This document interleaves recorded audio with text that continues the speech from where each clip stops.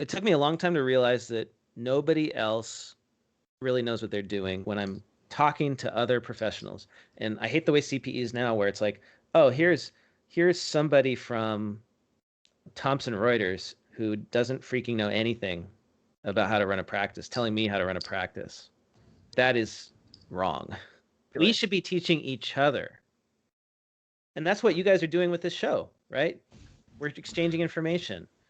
Why can't we get CPE for that too? It shouldn't be this top-down, here's some bigwig from the AICPA who hasn't run a practice in 30 years telling me what to do as a practice owner. That's why do we listen to that? Most people don't. But a lot of people do. Yeah. It's crazy. Do you miss having a firm? Yeah, I do in some ways. In some ways I don't. I don't mind not putting out fires. Yeah. What app do you want to develop? It's a podcast app for CPAs that enables CPE for podcasts. Oh yeah, Scott was telling me about that. That's cool. Are we gonna be honestly, I think people should get negative CPE for listening to this. We can build that into the app. We can be your bad podcasts. Let's see. I haven't used Skype. I had to update it. This is our nod to how most accounting firms are way in the past. That's why we use Skype. I like it. My dad actually started his firm on Skype. You told me last week you don't want to edit anything. When you have to fix things in post, it is a lot of work. Yeah. I've learned that. I do a food podcast. I don't edit anything. But I'm also more focused than Scott. It's very difficult to get me focused. All right, let's focus you and let's introduce Blake and let's get going. Blake has things to do. I know. Maybe not. I don't know. Not really. No, just kidding. I do. I actually had no meetings on my calendar today. I couldn't believe it. We're doing 2-a-days now. This guy here, he's got the stamina. Yeah, I definitely don't have the stamina. If I fall asleep, it's my bad. You guys are recording 2 podcast episodes per day? No. Just this week because I was off. I took vacation for 2 weeks, so. I did mine with David this morning at 7 a.m. That was my meeting this morning. Leary, it's your co-host. Yeah. Some questions. So let's introduce him. Let's do like a real. You need to start it properly. Proper introduction. Welcome to the Sons of CPAs with your hosts, Jake and Ackerman and Scott Scarano. 2 Jewish white accounting dudes. I don't like that you called me white. Yeah. Would you prefer to be called? Want to question the industry norms with awesome people in our industry fraught with money and inertia. Change agents are approaching. We've got one big change agent with us today, Blake Oliver. Hey guys. That was beautiful. Wow. Blake, welcome. Thank you so much for that wonderful introduction. First question. You went to a Big Ten school, Northwestern. I did. Okay. It says on your website that you majored in cello performance. Is that a joke or is that true? No, that is absolutely true. And it was a giant waste of money. No, I'm just kidding. It was a great experience, and I'm grateful for it. But it was before I actually experienced what it's like to earn a living as a professional musician. I lived in this kind of bubble growing up, right? My parents didn't talk to me about money. I didn't know what anything cost. You know, some parents, they won't tell you what they make. Like, that was my household. It was bad to talk about money. Were So you raised in the suburbs? Like, it's more common than you would think because we call those people the Gentiles, Blake. Okay. Yeah. I've talked to people and I've talked to them about how much I make, and then when I get into the conversation about them, they're just totally blank, and I'm confused. Where are we whitewashing this? This is reality we're living in, right? I know. And it's funny because my wife is Jewish, and so in her family they talk about money all the time. I guess that's a thing. We don't have talents, although we are pretty musical, but we do have a talent for talking about money. Right? And I think it's healthy and good. And so after I graduated with my degree in cello performance, I moved out to LA and tried to make it as a studio musician. That was my plan. And I got a job working at Starbucks, and I was making poverty wages, right? Serving coffee to agents in LA. I'm going to draw an analogy here for Bo Burnham and Blake. Yeah. So Bo, he wants to be a musician, and he's a comedian. Yeah. But yeah. he just came out with a special, and it's brilliant. I can't wait to watch it. Brilliant. I'm not going to say much about the special, but I will say that he's turned it into an album. He doesn't like to hear himself talk. And this is somebody who's turned his voice and modulates it into song, and that's what he can put on an album. He wants to be a singer because it's very good. It's been stuck in my head all weekend. You'll love it. Well, I wanted to do that too, but I discovered, well, so the point of the story, and then I'll be done with it, is that I was making $10 an hour serving coffee, and I saw my bank account going down every month. I couldn't afford to even have a room in a house. And so that's how I got interested in budgeting and money and finance and accounting, was realizing how this all worked. I mean, it's maybe it's a stupid thing that everybody else, it's kind of obvious to everyone, but for me, it was a revelation at the age of 22. So then you have this revelation. Yeah. Then you just decide, I'm going to be an accountant? I was tutoring. One of the other things I was good at was SAT and standardized tests. So I got a job tutoring at a company where the bookkeeper quit in the middle of our busy season. And I raised my hand and I was like, hey, I think I can cut checks in QuickBooks. And then that's how I got a job as a bookkeeper. And then I read the bookkeeper or the QuickBooks manual and started doing that. And then I decided, okay, I'm going to go back to school and do the CPA thing. I think it's admirable. So how does the music, I feel like the music helps you. How does it help you in accounting? Or now you're kind of... No, if you want to draw a parallel, I'll stick it and I'll pull it in. I'll go glue it together because his parallel with it, I think now. Well, why don't you let him answer the question? I want to finish my analogy. This is Let him typical. finish the story. I let him finish the story. I'm gonna finish my analogy, and I will say. Cheers. I'm comparing Blake to Bo Burnham. I think that's a pretty decent compliment. So Blake and Bo, BB, they both have a way with people and emotional intelligence, I think, and he understands what people like. He's played a very big part in my life already. Blake has taught me how to podcast. This is life-changing for me. I'm 37 years old, and I want to go back to school. I want to learn how to record. So he's not even an accountant in this space. He's an influencer. He's a microphone. So that's where the music background came in handy, was not being nervous in front of crowds or recording or this sort of thing. The performance aspect, even sales, right? When I started doing sales for my own business, it didn't feel as high pressure to do that for some reason. I think I credit the performance background, music. Yeah. However you want to relate it, you're just rational, if that makes sense. Yeah. I mean, to be a good musician, you kind of have to learn to accept rejection and not sweat the small stuff and just be relentless. So it's all good for starting a business, running a firm, I think. Final question on the music. Did the cello help you get the ladies? That's the lady instrument. Oh yeah. You said I play the cello, that's sexy. Well, and the best part was, band camp is a joke from American Pie, but there's truth to every joke. And the best part about going to orchestra camp was that I think it was dominated by girls anyway, right? They all played violin, viola, cello. So there weren't as many guys, and then half the guys were gay. So it was great for me. Like musical camp, right? So any performance in high school is considered gay, and that I don't understand. Like, well, maybe it's not anymore, but let's still get Me Too.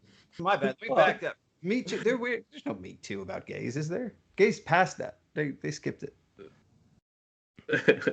Anyway, I don't know about you. Cut that out. No, it really was. When I was growing up, the guys didn't want to be in orchestra; they wanted to play band.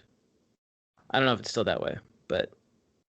Well, I think they want to be in a band. They want to be in a rock band, or just a band in school. They didn't want to play a string instrument. Want to play trumpet. Yeah, something. I didn't know the school band wasn't something masculine. Which is way gayer because you're using your mouth and stuff. Cello's way sexier, and I think it's, in my opinion. Yeah, I think it's very elegant. I think it's very smooth. I think the fact that kids are pushed away from that stuff is probably a societal problem. Except I was pushed into it, which is funny. My school teachers noticed that I was good at cello. My family's not musical. And this one music teacher I had just pushed really hard for me to take private lessons. And I started doing that. And all these music teachers were very aggressive. about encouraging me. And nobody was like, Blake, you're good at math. You should go major in engineering. Or maybe you should study how to program computers. Like nobody ever did that. Do you think a lot of conversations also these days center around your past of being in cello? Because it's a unique aspect. We're still talking about it and we're like, what, 20 minutes in? Yeah, it's a good conversation icebreaker. It's a fun thing. Yeah. I like it. It does make you more cultured. Do you still play? I do. I still play, not as well as I used to, not as fast as I used to, but yeah. Awesome. I'm hoping once this, well, I guess the pandemic's pretty much over here in Arizona. I could probably start finding people to play with. Was it ever really going on? It lasted for like 2 months here, but yeah. Is that part of the reason why you moved? That was the reason we moved. Yeah, 3 days into the lockdown in LA, we were in Los Angeles. We moved to Arizona. Escape from LA. Did you play that when you got home? Put everything in the car and peeled out. There were coronavirus infected people walking the streets. As there still are every day, right? Yeah. You walk outside, infected. Okay, so you go back to school for accounting. Yes. And then from there, how do you get to starting your own firm? I did that while I was taking classes. My plan was don't go into debt to get a master's, just do a certificate at night. So I was doing the UCLA accounting certificate. So you just needed that. To get the CPA, you just needed some accounting courses. Yeah, I had to take all the accounting stuff. So I had a bunch of math courses and I don't know what else. There's other stuff that qualifies for some of the stuff, but I had to do all the core accounting classes and business classes. So I did that at night, and then I was doing pro advisory stuff during the day, bookkeeping on QuickBooks and whatnot. And then started my firm, which was called Cloud Sourced Accounting, when I started, basically around the time that I started taking classes. And somebody at Xero called me up and was like, hey, you should come take our certification. And I guess I was one of the 20 people they were able to talk into it in LA. So what year was this? Well, I want to say it was early 2010s. So it might have been 2011 or 2012. Yeah, that was because I got my certification on the wall. Like, you I can't think see 12 it. is the It's year. up there. 12 is yeah, 2013 is when I got. Okay, so you were pretty early. I was the second guy on the bookkeeping. That's awesome. Yeah. Who was number one? Real OG. I think it was Nick Pascarosa in New York, or somebody in New York was the first guy.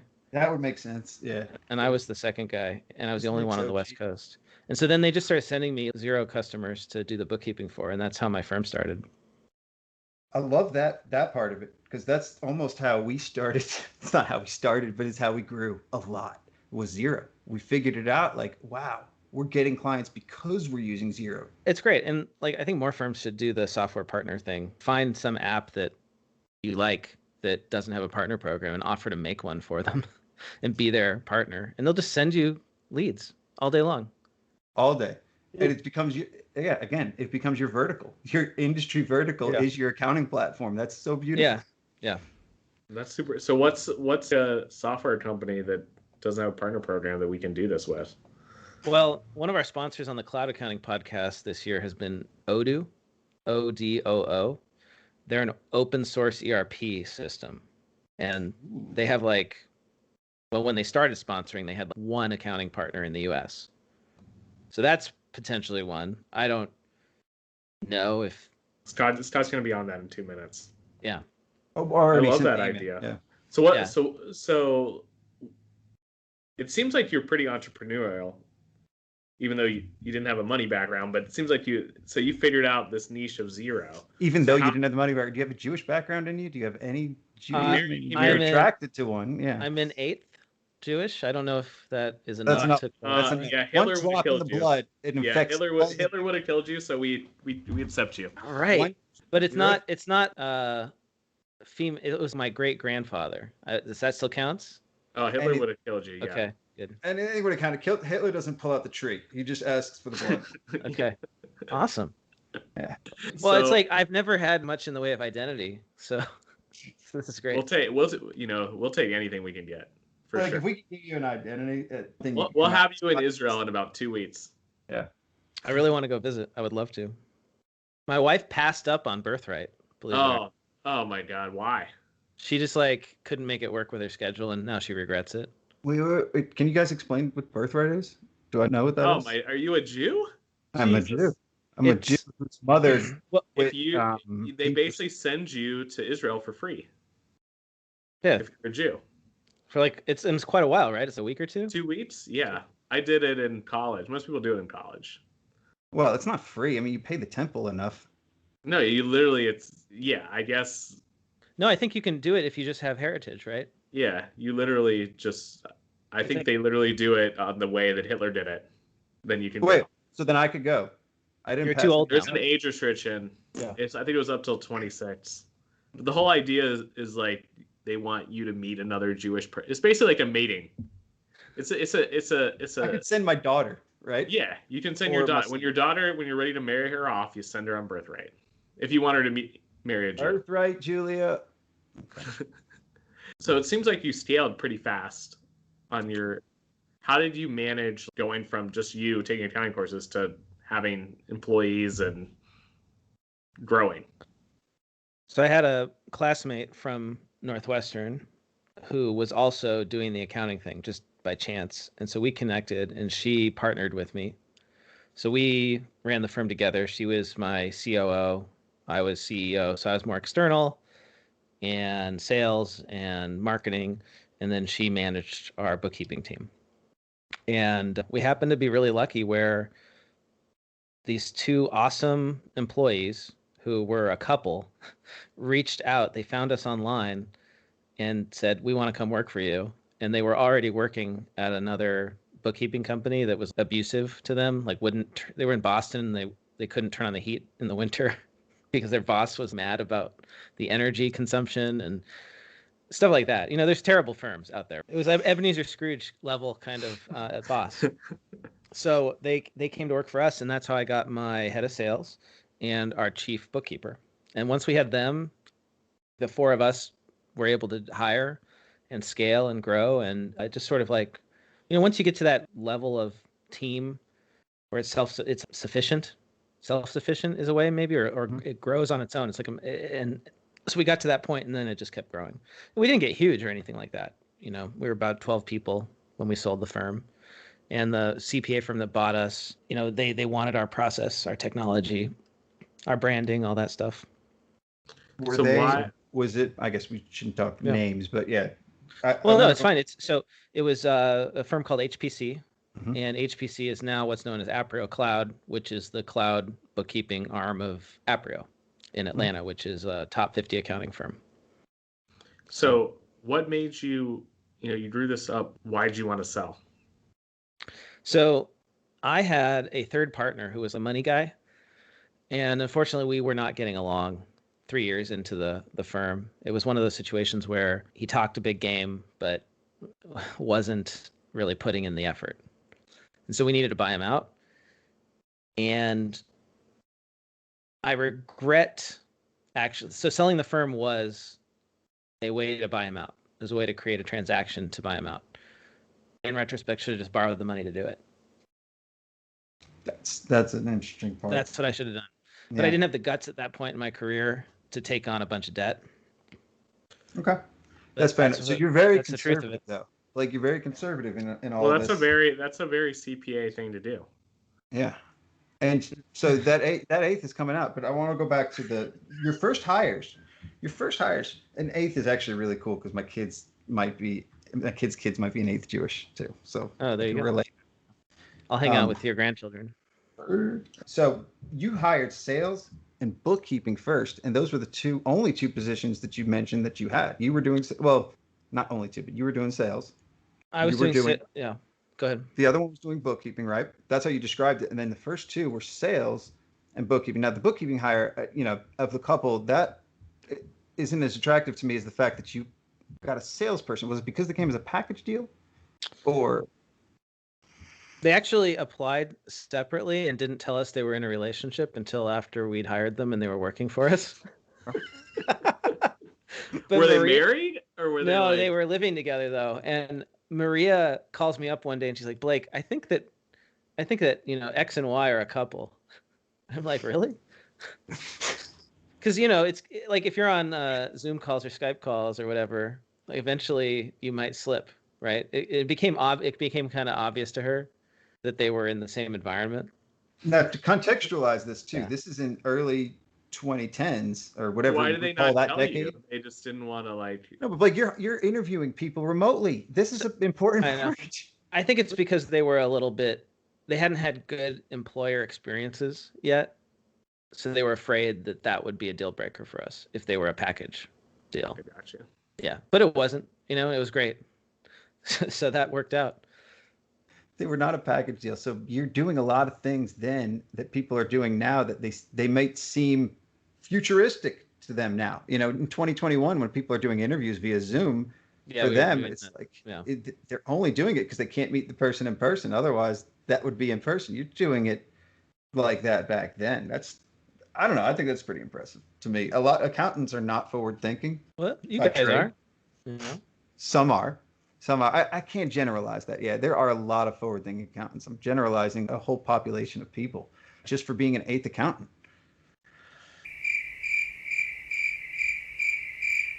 At this point, I've been doing marketing now, so I'm probably an eighth accountant. Maybe I've lost the other 7/8. You did hire a salesperson, and I fixated on that. That you wanted to, was it because you wanted to focus on growth? Were you intentional? It was opportunistic. I needed help, though. It was getting to be too much. And I think that there are 3 roles that you need if you want to build a cloud-based bookkeeping firm or accounting firm. You need somebody who only does sales and is not doing any client work. And they can do sales to prospects. They can do upsells to existing customers. They can do account management, whatever you want. They're the salesperson, right? They're responsible for revenue. You can't be doing that as a practice owner because it just takes up all your time. What if that's all you do? As the practice owner? But then who's minding the shop, right? Who's going to make sure that everything else is running? If you're the CEO, you need to be doing a little bit of everything, not one thing. Do you really though? This was what helped me because this allowed me to focus on the marketing. So I hired the sales guy and then the other 2 are onboarding guy. So I didn't mention that. We had a dedicated onboarding person and they don't do any ongoing client work. All they do is onboard. And the payroll companies have this down really well. They always onboard you with somebody really good, and then they hand you off to somebody mediocre. Yeah. Oh, that? Yeah. 100%. Yeah. Now, you don't want to have the mediocre experience like they do, but it's the same idea. And then you have somebody who oversees the bookkeeping and does quality control. So those are the 3 roles that we hired successfully, and that's what let us grow. That is super smart. So you saw it as a systems approach. You saw it as a bigger picture, more so than I need somebody else to throw at this problem. Yeah, it sounds really smart now, though, but I didn't plan this out. It just happened. I'm literally writing this down. I could listen to it later, but I just love it. He's writing it down. Well, I really thought about the onboarder. I'm like, we need someone who just does onboarding. Yeah. And I've never really heard someone. The challenge is that most firms don't have enough new clients every month to justify having an onboarding person. That's the hard part, I think. So you have to have somebody who can do onboarding that can do some other stuff too, or you yourself have to do it as the firm owner. But sales, most firms have enough work to hire somebody to just do sales. And actually, at first, our sales guy was doing the onboarding. So he was sales and onboarding. And then when we grew, we hired the onboarding person. So I've been referring to this as sales all the time, but internally, I'm trying to stop using that term because I think that scares accountants off too. And some that could be really good at managing a relationship, and a client success specialist is a term that I have started to use that I've stole from software companies. But a client success specialist is more so, okay, we're going to make sure every touch point along the way too is we're good, as well as onboarding them. We're going to make sure 6 months from now, they're good. A year from now, they're good. Managing the relationship with the firm. Yeah. I think that's important. Sales should not just be a one-time thing.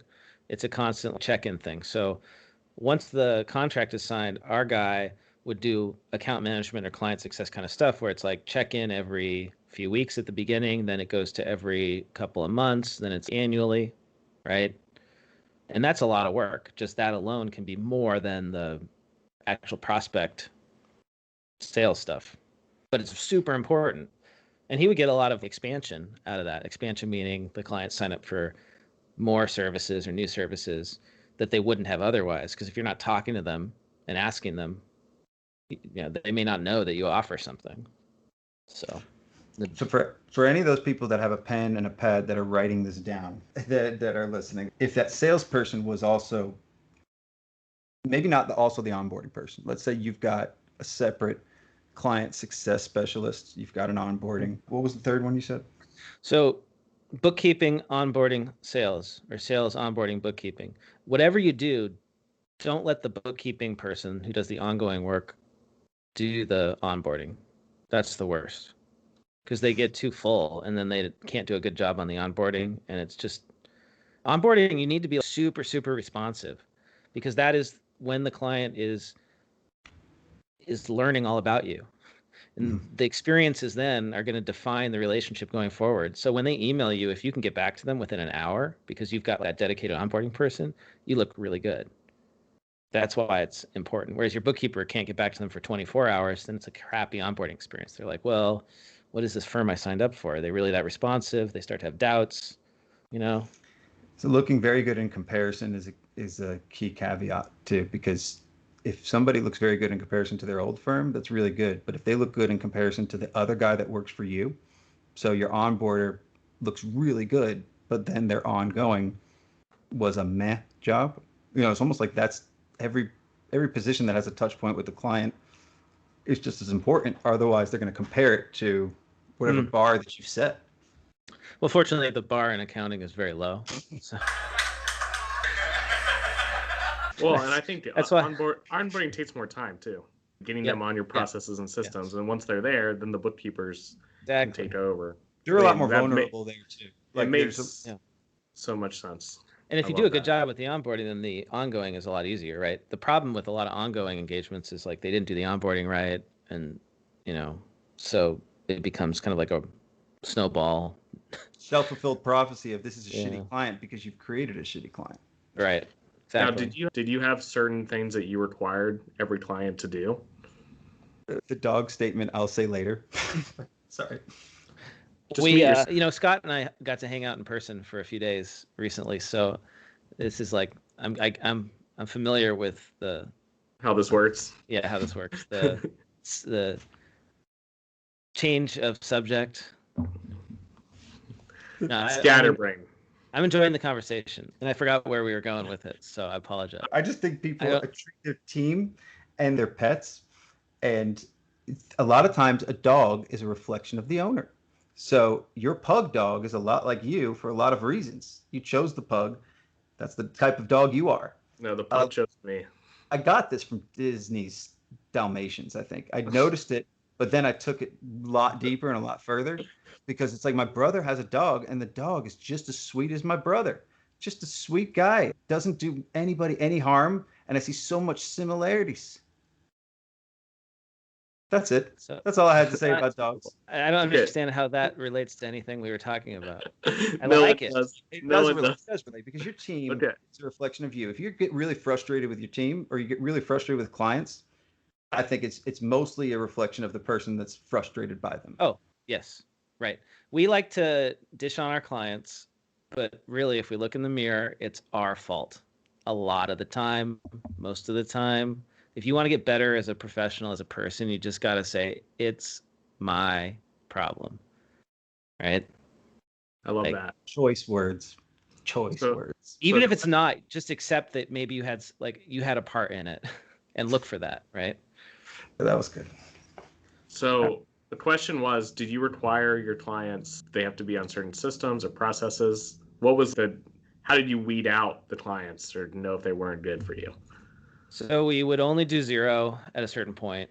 We got everyone on there. That was good. No desktop allowed. I think we had some QuickBooks Online, like a handful, but it was like no desktop. We just shut that down.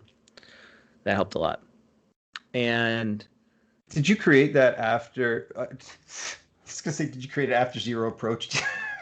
The fact that you didn't like QuickBooks back then is kind of telling. Well, because QuickBooks Online in 2010 was garbage. I don't know if you guys remember. Garbage, and that's what formed a lot of our opinions around QuickBooks. Now, I haven't gone back to it to say it's as shitty as I say it is. So now I tell people, one is green and one is blue. That's pretty much it. I mean, you're going to get some functionality with one over another, but we just choose blue. David Leary, my podcast co-host, he likes to call it Coke, Pepsi. You know, there's some things that one does, the other doesn't do. But hey, look, you can figure out how to do pretty much everything in either system. So it's preference at this point. It's nice to standardize so that you can just train your bookkeepers on one platform. I think that is really helpful. So we did that. All the new clients we onboarded onto Xero. It was Gusto. It was Bill.com. It was, and that was our three like main things we did. We did bookkeeping, bill pay, and payroll, and we standardized the delivery of those services. And that's what I focused on over the few years that I was running the firm, was standardizing the processes, documenting everything, making sure that we did everything the same way. You know, that's the secret to running a profitable bookkeeping practice, is just everything's the same every month, same for every client, as much as you can. It's like a Chipotle burrito making line. Oh, But you said that's the Love secret. that. So the secret is this: to succeed in an accounting firm is the same way to succeed in any business: systems, processes, somebody at the CEO level to manage that. So like you said earlier, where the CEO should not just be doing sales. It's almost like, yes, the owner needs to be creating these systems that do run and tweaking and updating them. I totally agree with that. Yeah. Yeah. So, you know, Okay, we weren't so- perfect at it, but yeah, we did enough to make the business work and grow. So let's go back to you sold the firm. You said it was a regret. Well, I think I could have gotten it a lot bigger, because I'm seeing the success that my buddies are having now in the cloud accounting space after going at it. You know, we've got firms now that are like the one that I started that are 100 people or more, which is really cool, right? So that's 10 times what I achieved. And I think we're going to see firms with 1,000 people. Yeah. But it's only firms that want that though too, because a lot of people are figuring it out where you don't have to have a 1,000-person firm. You can create a breakaway or a nucleus. Yeah, you can have a lifestyle type firm. Yeah, yes, definitely. And that's for those people. Those are the ones that create a bad or toxic firm, because they don't really know how to manage other people. They know how to manage their own, tunnel right in front of them. But then when you start creating human emotions and complexities and other things that it's not very easy for a regular white bread accountant to handle, it's much more difficult. So put them in a position to succeed. I think you have to know what you really want. Who was saying this? I was listening to a great podcast or something, and the guy on it was saying, if you want to have a successful business, you really need to know where you want it to be. Like, what kind of business do you want it to be? And I think a lot of people start firms not really knowing what they want it to be. If you just want it to be like you and a couple of people, and it's a boutique firm where you deliver a very personalized service, go for that. If you want it to be this thing where you aren't talking to the clients and you're running this machine, go for that. Like, they're very different types of firms. But everything in between, they could go for too. Yeah. So if you can go for one swing and go for a swing in another direction, you could fall anywhere in between. If you want a semi-big firm where you could still talk to the clients, but you don't want to do sales, we'll create a firm that's big enough to where you can just churn people in and out. So it's like big enough. The great thing is there's a ton of opportunity. You can basically create whatever kind of firm you want if you're willing to put in the time and the effort. And I really think that if somebody started a firm from scratch and really worked at it, you could build that 100-person firm in less than 10 years, very easily.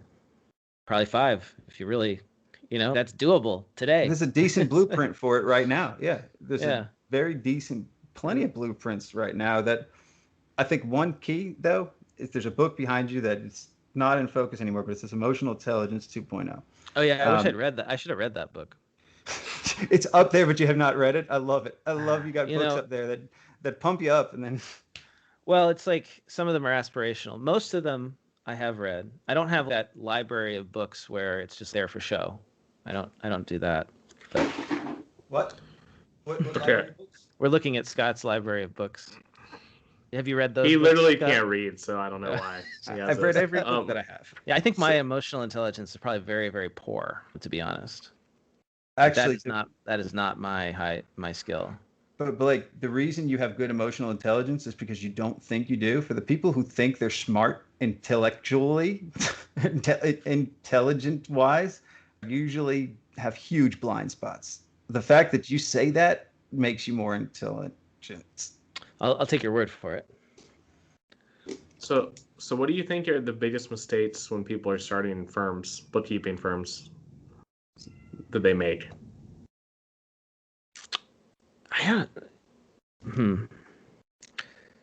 I think they take on classic is they take on any client that comes their way. Because if you do that, and I did this when I started too, right? Just anyone who comes in, I'll figure out how to serve you, but you can't standardize on that, right? If the secret to success is standardizing your processes and documenting them, if every client's different, it doesn't work. So that I think is the biggest mistake. It's hard not to do that, right? You need to pay the bills. So well, as much as we all say that, we're trying to create a system that does weed bad people out, but a lot of times money speaks louder than any other system you have. And somebody who really wants to pay you enough, you might take on a big compliance project because yeah. Well, and it's not that they're bad clients, it's just that it's not something you could hand off to somebody else. That's the problem. Like, so then you're stuck doing it forever. I have a potential for either one of you guys if you want to take on a monthly $4,200 a month, 42 sales tax returns. Sounds it's appetizing. No. So hey, can't you just outsource that to Avalara now? They've got that full service. That's what I thought. It's still a lot to review every month. Yeah, maybe if anybody heard Blake say Avalara, if you want to throw money at us, sure. Anybody out there? Yeah. Sons of CPAs. Sponsor alert. I have a big S button here. So you sell the firm, and then like, what are you thinking you're gonna do with your life at that point? So then I went to work at a large firm because I wanted to get the like CPA experience, because I'd finished my courses, I'd taken the exams, and all I needed was experience. So I went to work for a large firm. So what did you think about the large firm CPA experience? Well, that's when I started to regret selling my business, because I realized I knew how to do a bookkeeping business better than they did. I had better documented systems and processes.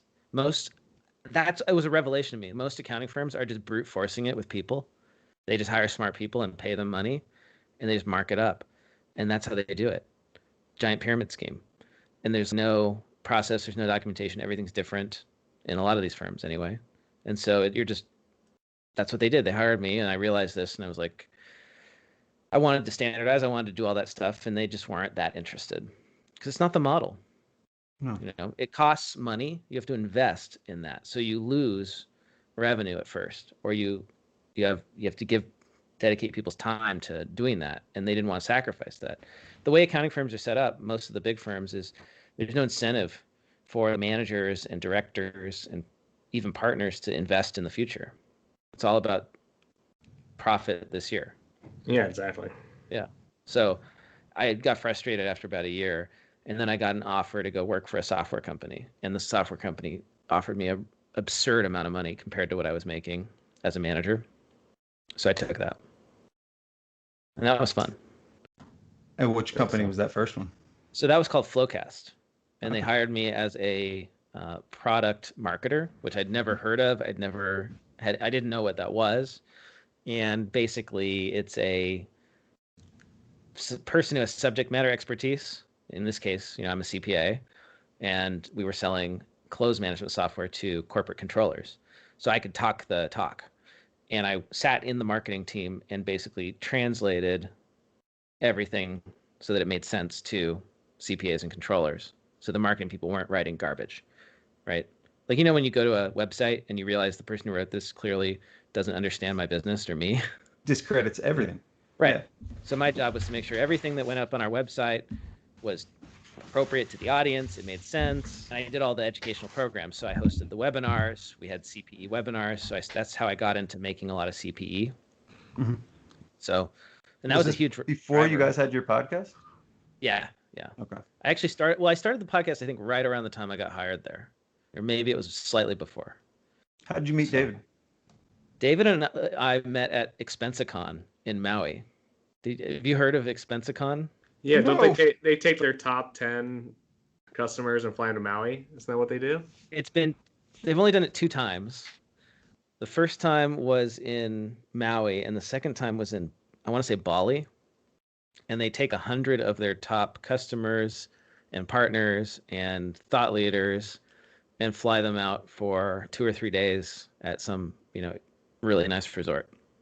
And then there's half a day or a day of sessions or something. So it's really fun because you're not sitting in sessions all day long. You just hear David Barrett would speak for an hour or two, and then there would be some sessions, and then everybody would just party and go to the beach and whatever. So I was fortunate to go to the first one, and that's where I met David.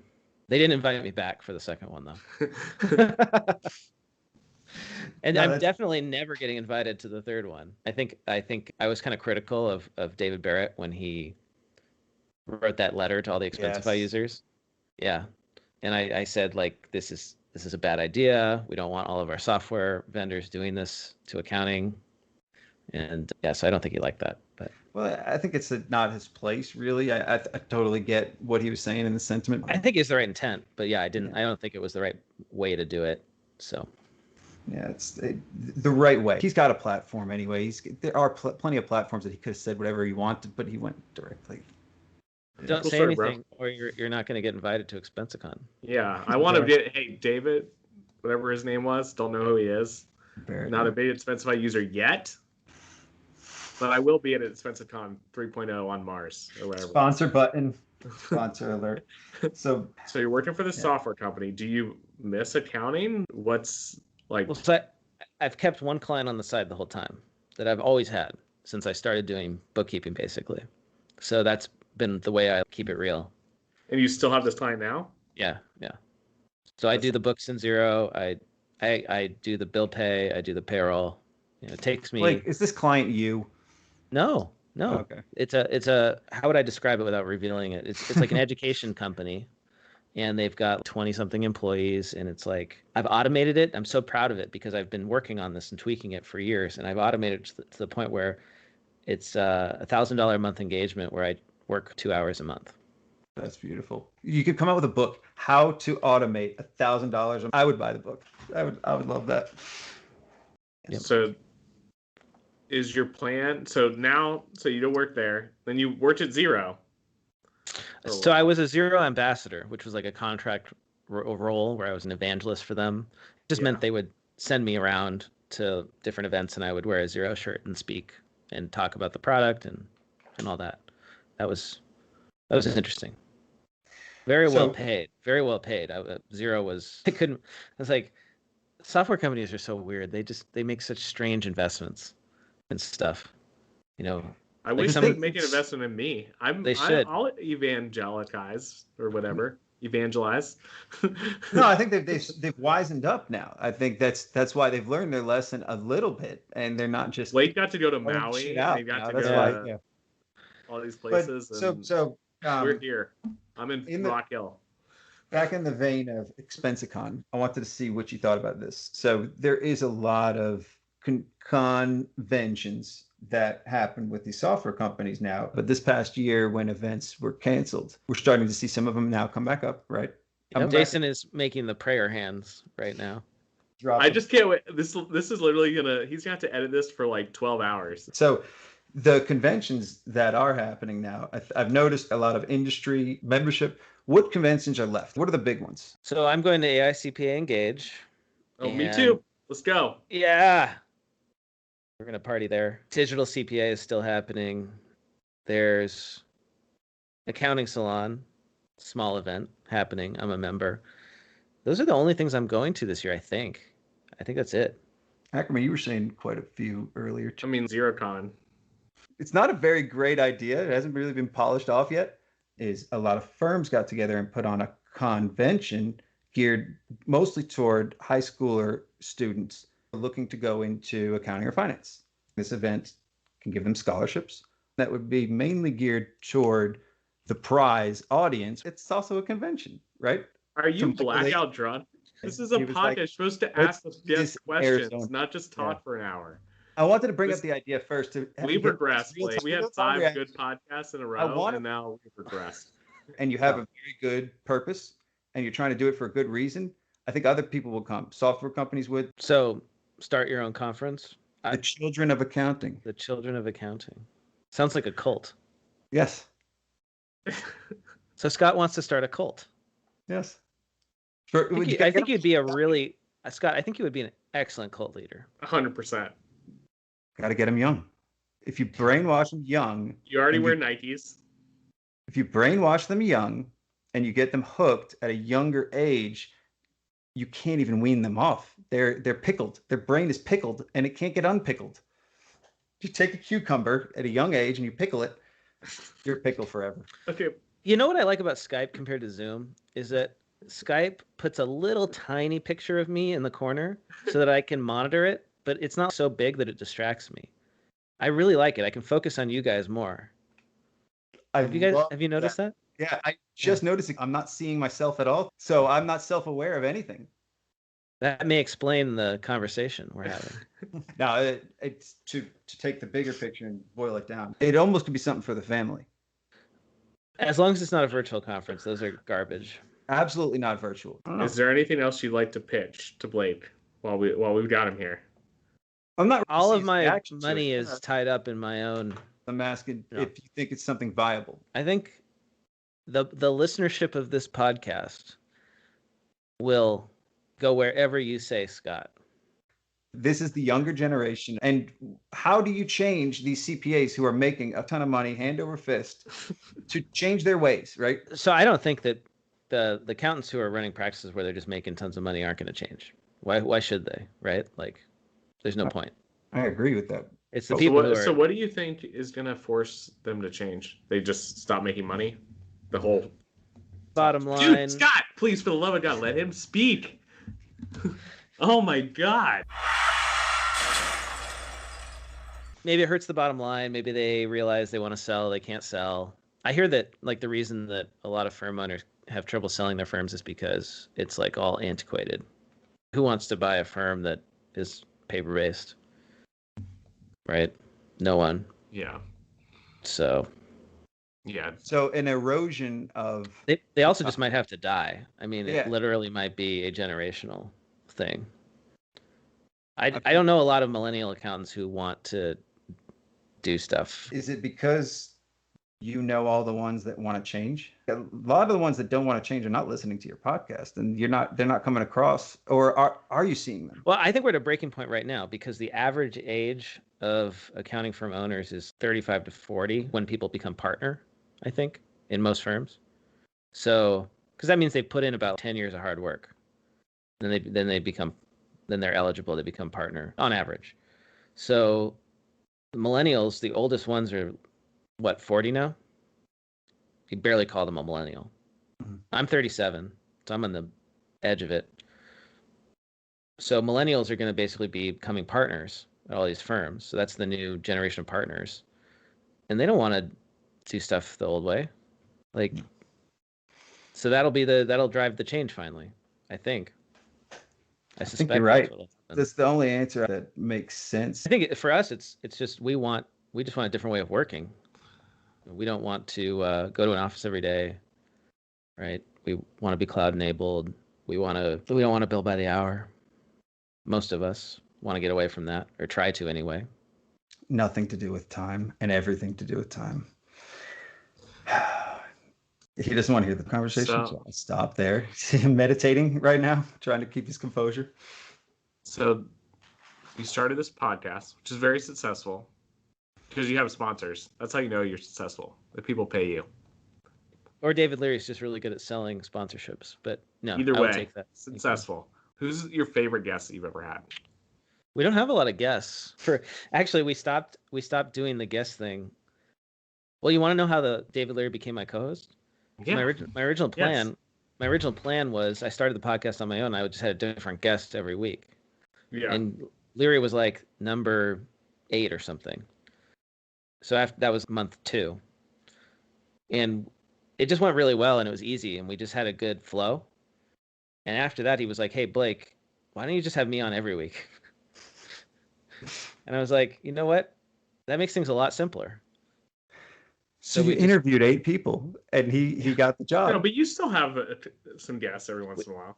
We do it occasionally, but it's not our main thing because it's just a hassle to coordinate. I don't know if you guys have experienced that, but we've had experience with him. That's the only person who gives me trouble. Oh, there you go. He's already got 3 schedule change requests, and I'm not telling 3 different people to change their schedule. So we're gonna get a sub. We're gonna have a sub. So for an inspire for us, you know, we're obviously infancy of this podcast. We have a lot of work to do. Emphasis on a lot. Mostly Scott. What's your biggest thing you can tell us to work on? Just keep doing it every week and don't stop. Seriously, it gets better, right? Like you'll get better if you just do it, if you just keep doing it and you don't stop. And we have never taken a week off. We've done 230 episodes. And I don't think our show started to get decent or get listeners really until like 100 episodes. So that either scares you or gives you confidence. I know. I love it. Yeah, I love the fact that we're not good and it can be better than all that. I mean, but I think we will be at some point. He's got to stop being so uptight. He's too uptight. David? Or Jason? Oh, cheers. Actually, I mean both of them, and I don't mean it in a bad way for David, because I think I can hear me when he's arguing with you sometimes, and he does get a little wound up, and it's fun to see that. It gets a little wound up, but it's almost like what I do with Ackerman. I can. Do you want to switch partners, Blake? We should have you on we should do a host swap. Yeah. It'd be like host swap. Let's do it. Let's do a wife swap. I would see how that train wreck. Put me with David. See how that goes. David and I are very different, and it is important, I think, for the show because and you two seem to be different as well. So that's important. Couldn't be more different. Yeah. But I think that does make for an important co-host is you've got somebody that compliments you and you two align in your values. You two align in what you guys say. So you don't argue about shit like that. You argue about shit on the surface. Him arguing with me is just bullshit. You know, he's just frustrated for you, not for my own sake. Well, I just don't think it's a good podcast episode when when you speak 90% and the guest only speaks 10%. That's just my opinion.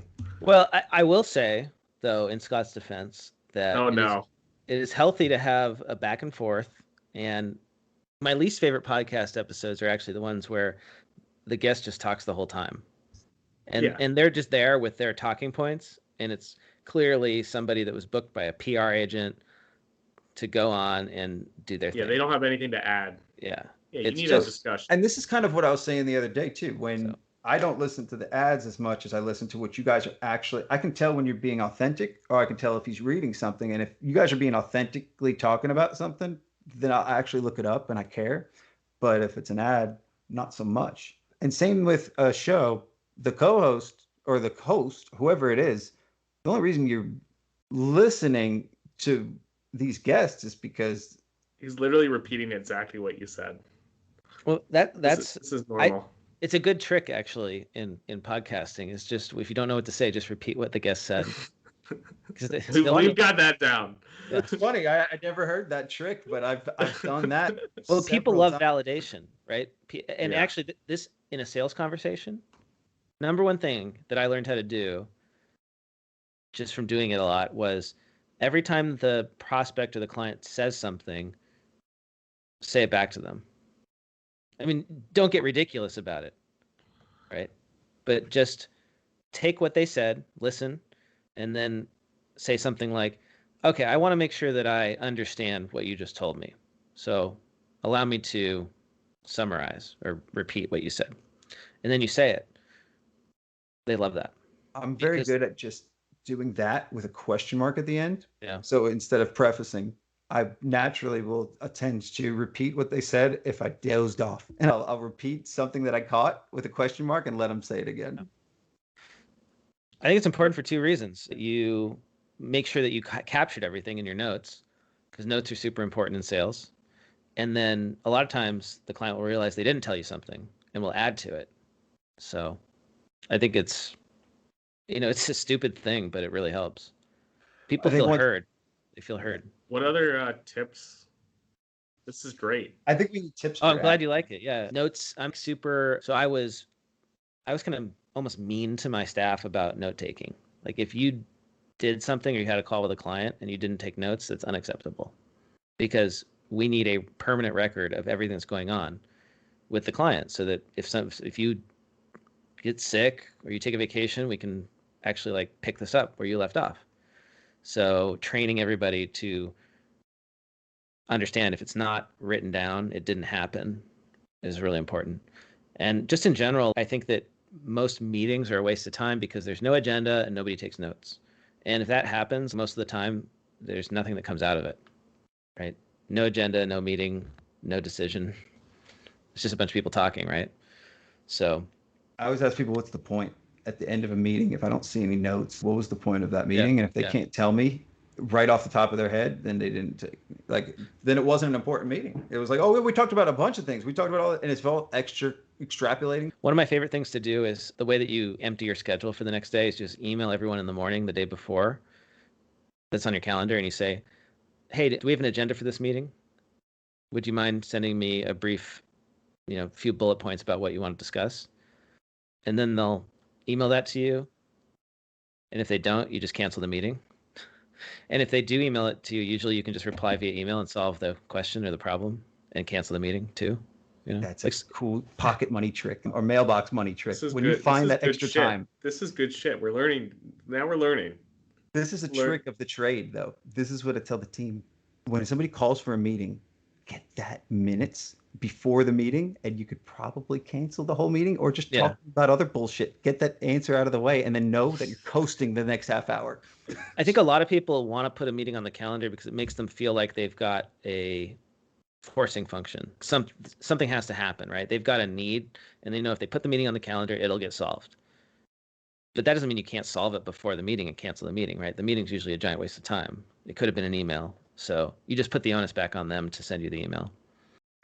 I try to compare a meeting to a book or learning theory. There's no action items when you're learning. It's always after. So it's like you went to school. Now you're going to take action afterwards.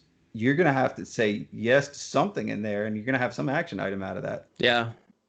I mean, that's why if you have an entire day of meetings on your calendar too, how do you get any work done? Well, those are people who can't manage their time. Those are the people who are up till midnight doing stuff that they think they have two jobs, right? Their job might be you literally told all your staff to schedule out their whole day and put meetings on there. Not meetings. No. See, you don't listen. I tell my staff to block their time in a day. I tell them to be intentional about their time, to look at what they have available that week and assume that their time is cut in half, and then figure out what they could realistically do. So I have a question on that. I've always wanted a practice management solution that could do that for me. Take a look at all of the tasks that everybody has in the practice and then schedule them out on their calendar so that they don't end up, because the problem is they end up with 20 hours of meetings on their calendar, but they have 40 hours of work. Hasn't anybody come up with something that will just block off the calendar until the task gets done? You know what I'm talking about? Well, so Carbon's on the way to creating an organizer, is what they call it. And in that organizer, and I don't know if this is public, but at some point it will be, but in the organizer, you've got your Google Calendar, and you can drag shit from the work item to the Google Calendar, and the budget time on there, let's say it's 2 hours, it blocks off that time on your calendar, and it's a due item. It's not a meeting. But I have to do it manually.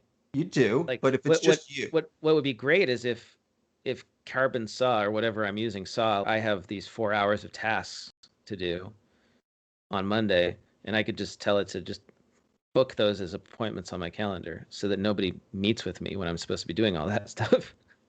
Well, can't you do that though? If it's a job for the firm to do that for their whole team, the whole team is still going to have to go in there and rearrange stuff, or they're not going to look at it like it's real because they didn't put it there. Well, yeah, it should be like a per user setting, I guess. But I want the option to just be able to do that, right? Just go add stuff to the empty spots on my calendar. Like here's the parameters. Yeah. Here's my work. Go have fun. Yeah. Everything and that's just at open. Least pre-populate it, and then I can shift it around if I want to. But at least it's all there, so I can see my week, scheduled out. Very good point. I like that because there's team members who don't want to take the effort to take the extra time to plan their week, and they feel like that's a waste of time. Yeah. When it's really not, unless they don't.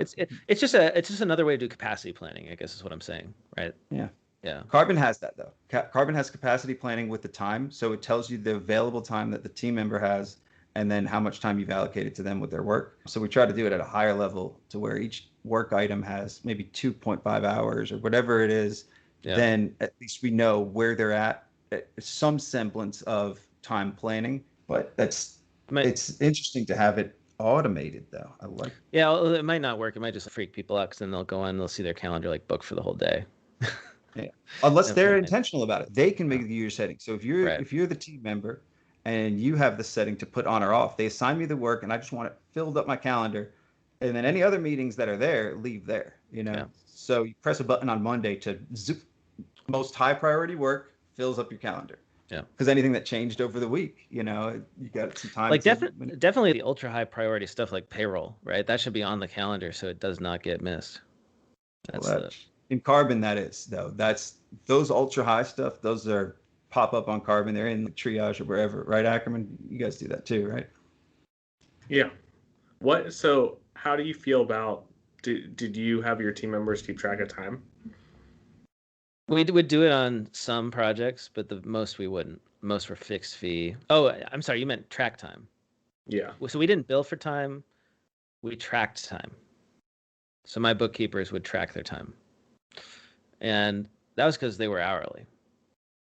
Okay, so when they were tracking, did you use it for capacity planning, or you just did it just to pay them? It was for capacity planning, so I could see how many hours they had each week. It was to pay them. It was to get a rough idea of individual client profitability or project profitability, but I didn't use it as a way to evaluate them. I don't like the negative incentives you get with incentivizing people for time. Yeah. Then they game the system. They lie on their timesheets, all that stuff. So. Well, it creates a system, like you said, anything that has some kind of negative connotation, and you're trying to, measure people on that. It'll create any kind of system where somebody's going to find the way to shortcut it and look better on paper. At the large firm I worked at, they were very much like time Nazis, and so if you were over or on your projects, you would get, by a certain percentage, you'd get in trouble. And so there was a senior accountant there who I got to be friends with, and she showed me her secret timesheet. She had her real timesheet and her secret one, and it was a spreadsheet where she knew all of her budgets for all of her projects, and then she would actually check her real time. And then if the project was over budget, she would swap from one project to another. So, the whole management system they had devised was totally useless because she was circumventing it because of the incentives structure they had created. That this is somebody that's taking a lot of their efforts to be creative and to do something very smart in a way that it's benefiting her and her job. That's it. But it's the system that was created by the firm. Yeah. Yeah. And that's. I'm not saying Liz would do something like that. More so that, you know what I mean. And you're talking about Liz Mason for the to add some context.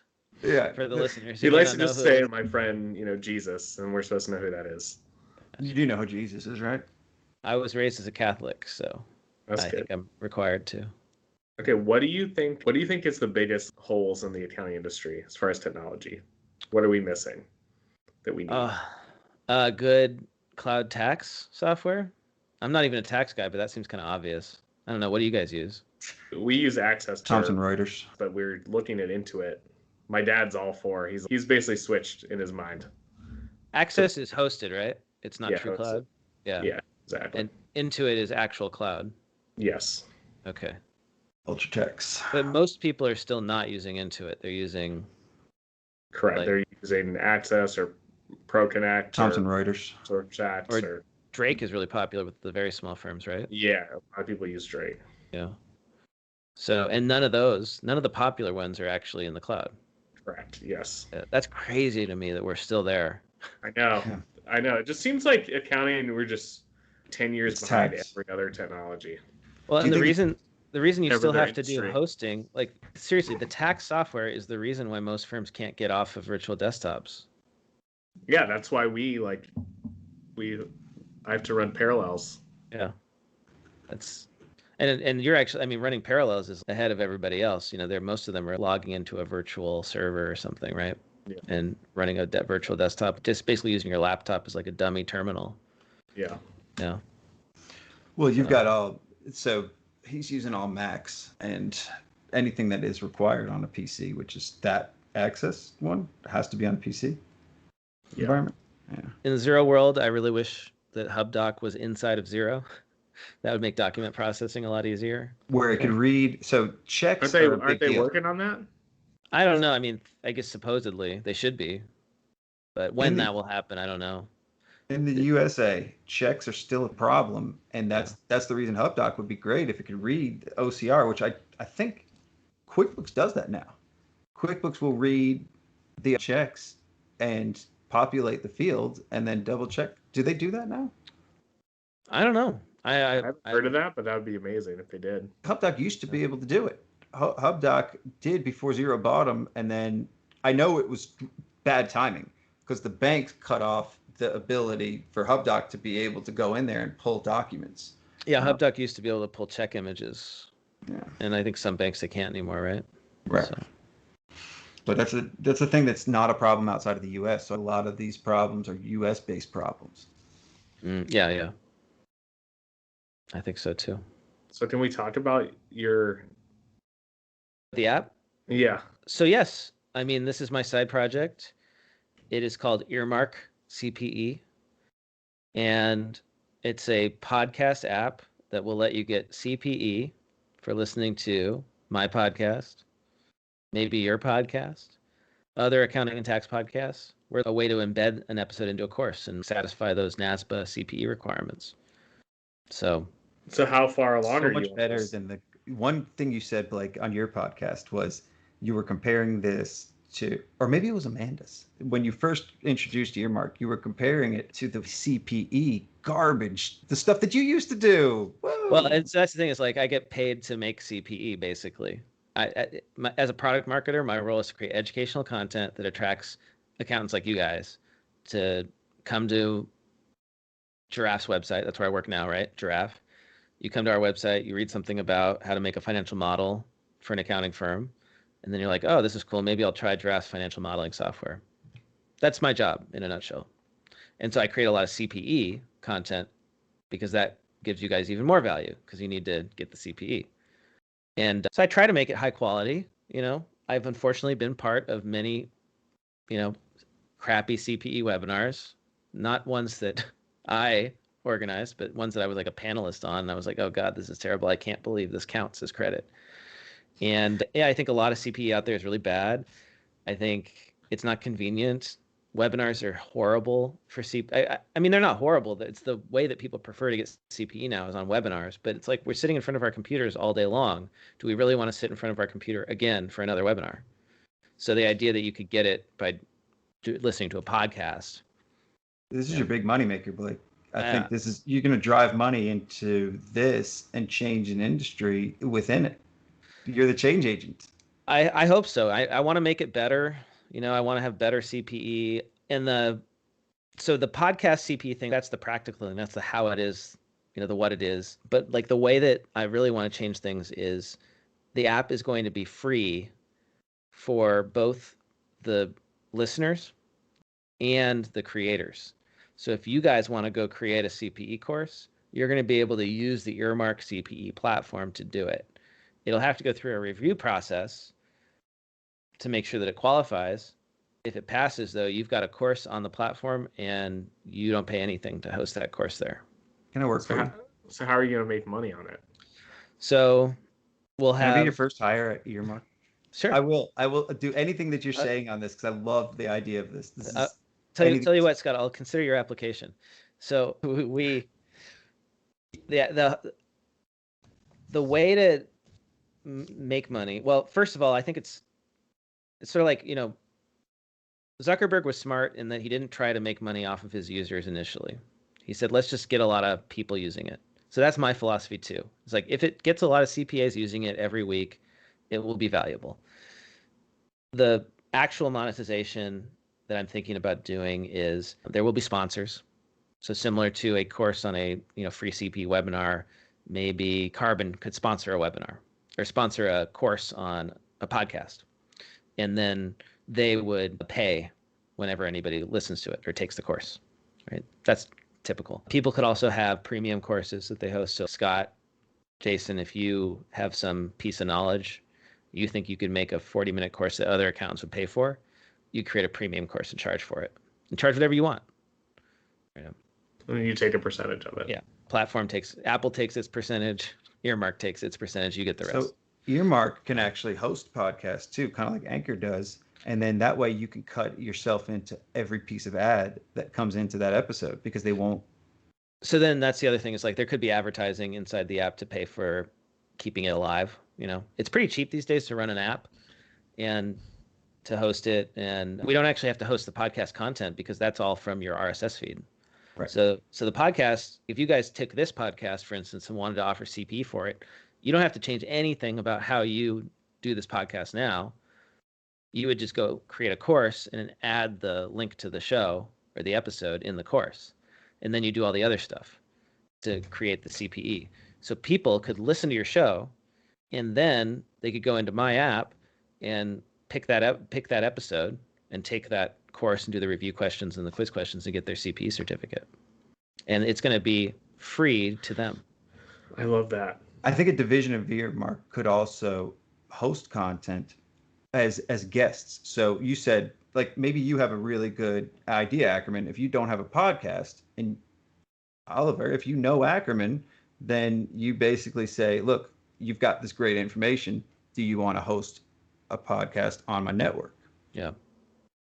And So you I'm spinning up a new podcast called the Earmark Accounting Podcast, where I'm just going to help people create this content, and those courses will be episodes in that feed.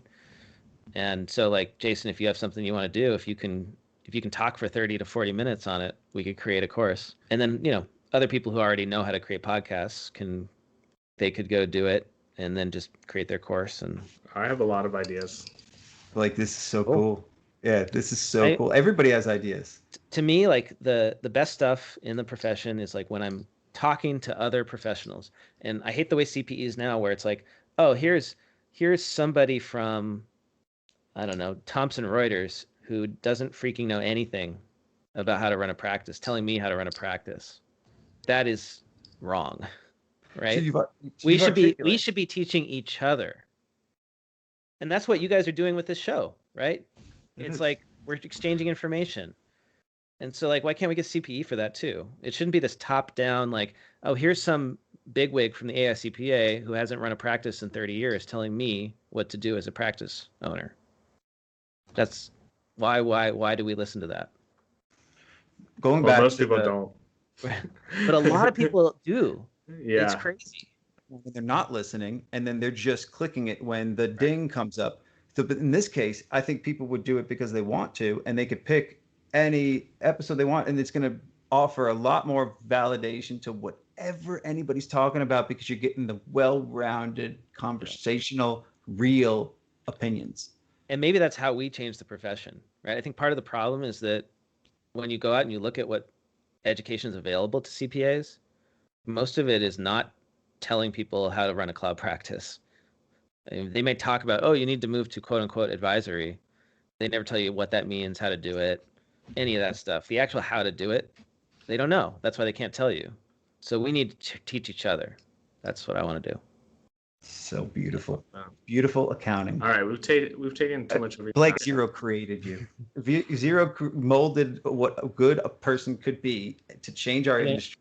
Rod Drury, he had a thought, and then suddenly I popped out of his head like a little bump, you know, and then Like a Greek god. Like a Greek god. Hey, you got the reference. Thank you. Yeah. It was Zeus. Wasn't it Zeus's hip or something? Yeah, that's Zeus. Zeus came out of Kronos? Yeah, or Saturn. I think it was Saturn. Who was born out of Zeus's head? It was Athena. Athena was born from Zeus's forehead. Yeah. Because he swallowed her mother Metis? Oh my god. That was Saturn. Saturn was the one that ate all the other gods. We're gonna have to talk Greek and Roman mythology when we get together. There's a famous Goya painting of him at the conference in Arizona. No, Engage us in AFTP Vegas. Engage. We'll be there. Okay, last question. Okay. Since you spent honestly way too much time, and we should send you money. I'll give you my Venmo. Give us your Venmo. What's your closing thought? Give us a closing thought.